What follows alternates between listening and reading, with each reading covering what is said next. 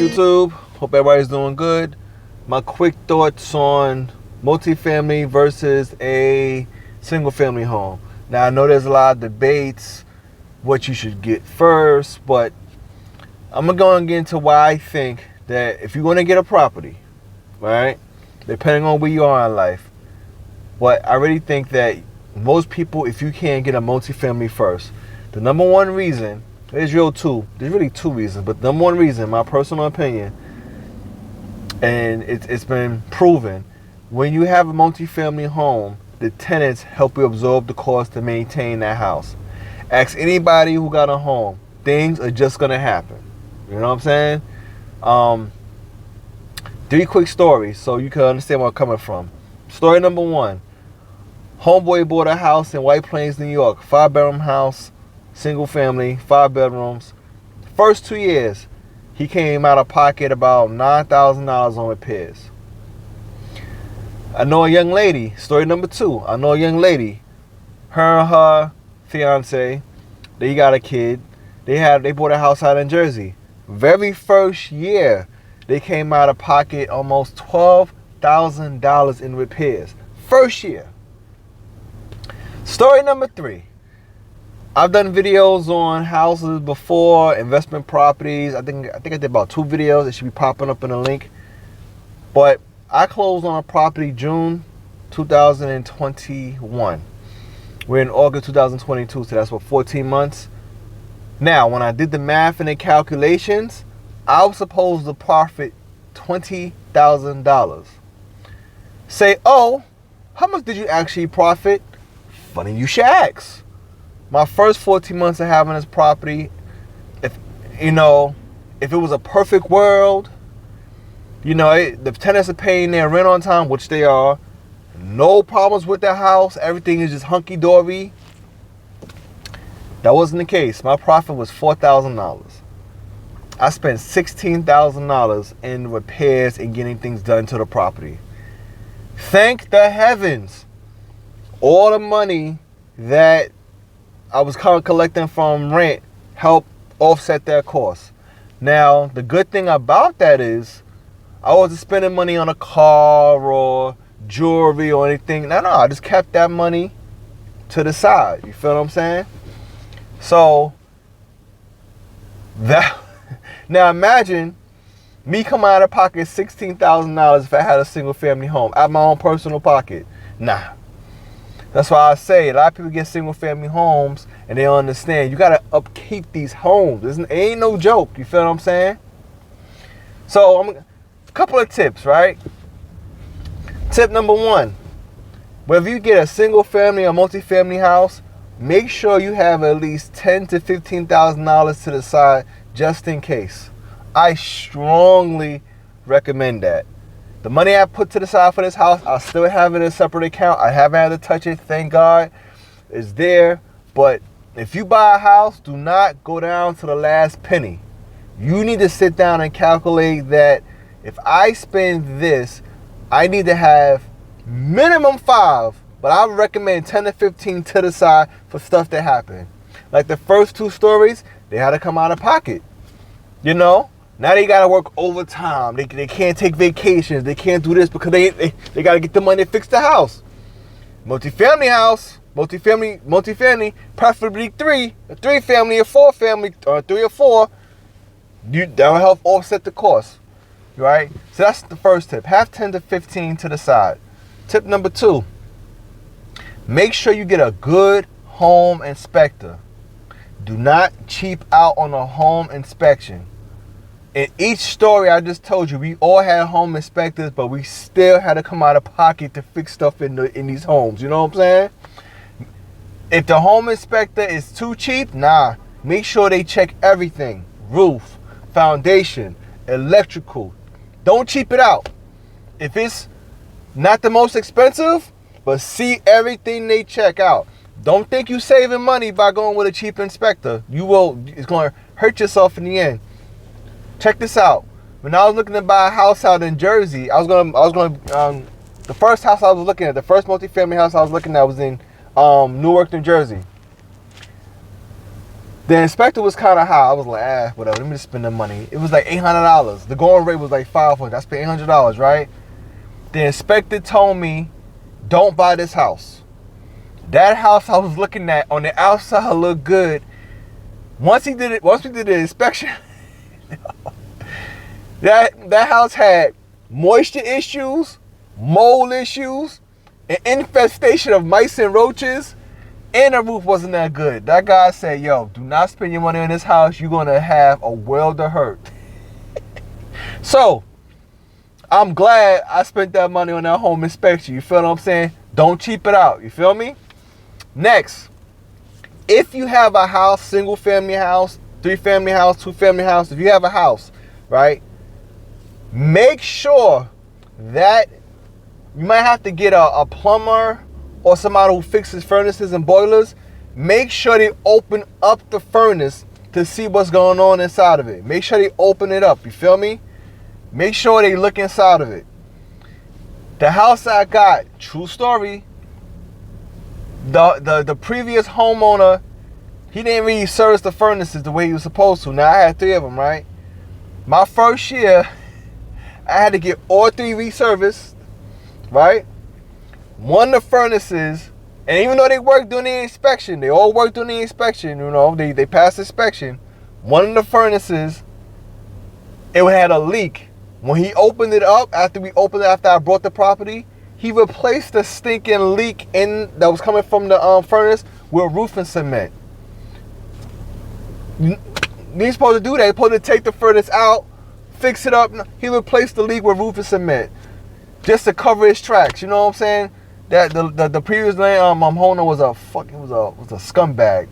So if you buy a house, guys, unless it's a new property, even then you gotta be careful. Unless it's a brand new property, listen, don't cheap out on the home inspection, and make sure you open up that furnace, right? What else? What else I want to say? Oh, got my notes here because I was going to do this video, right? If you can, make sure you pay, or if you can, try to pay a month in advance in your mortgage.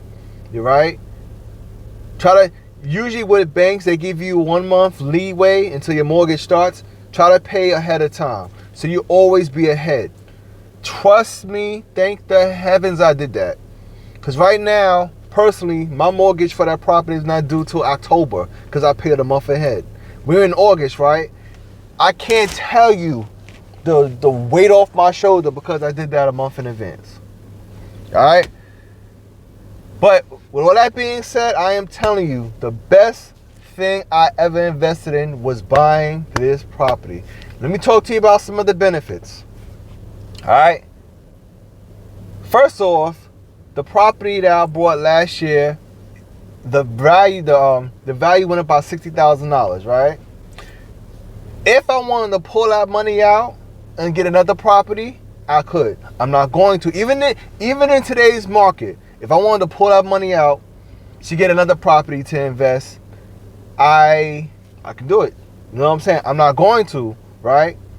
Now, not only that, like I said, I'm making profit. I'm collecting money, whatever. But check this out, right? One of the best benefits, got my notes here. One of the best benefits I had with getting this house was it gave me a peace of mind, right? I can leave that down to my family, next to kin, whatever, right? Check this out. When I closed on this house last July, true story. Last July, I closed on in June, but in July, I had a meeting, right? They were talking about they can't give us bonuses and, you know, they gotta restructure everything. Guess what? That same month in July, I finally got it fully rented out. You know what I'm saying? I was one of the few people like, so what? I didn't care. I had the property. My rent was fully paid. I know I was going to get some equity in it. Let me tell you something, guys. When you have a property and it's paying for itself, you walk differently. You talk differently. And let me tell you something else. Let me tell you what the big boys do. They buy a property and they refinance, pull the money out, and they just keep doing it. Keep doing it. Now, when you have typically at your first home, you do FHA loan is 3.5% of the total cost. Plus you got to pay some other fees and final costs and lawyer fees and all that stuff. But you come out 3.5%. FHA, Federal Housing Authority. When you do another loan, a conventional loan, you come out 25%. You feel what I'm saying? That's the other thing about this I'm trying to say. You know, when you buy a house, you get a multifamily, 3.5, and then you get a single family for 20 to 25%. You feel what I'm saying? So, I mean, it's not, some people, you know, one of my homegirls, she bought a house at 3.5%, but she has enough money in equity and appreciation where she could get a multifamily, but it's just easier. You feel what I'm saying? You get an FHA loan, you live in the house for 1 year, you move out, rent out the sucker, depending on how you do it. You know what I mean? So I am telling you, with everything I had to go through with this house, you know, the best thing I did financially, one of the best things. Check this out. Because my house appreciated by $60,000, and the market right now sucks. Hypothetically speaking, 10 years from now, I will control access to $600,000 in appreciation money or equity, you know, and I can do whatever I want with it. Technically, you know what I'm saying? You know what I mean? But if I just wanted to keep taking money out, refinance and take money out, I can do that too. That's what the big boys do. I know 2 people right now that got like 4 or 5 properties. They chilling. They making anywhere from $5,000 to $10,000 a month. You know what I'm saying? So anyway, listen. I strongly recommend it. It's one of the best things I did.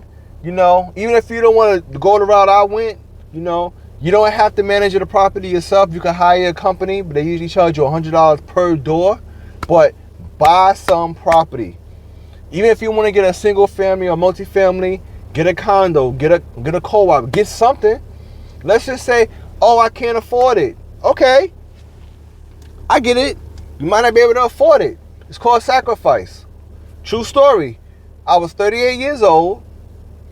I gave up my apartment because I said I need to buy a house. I got tired of paying rent.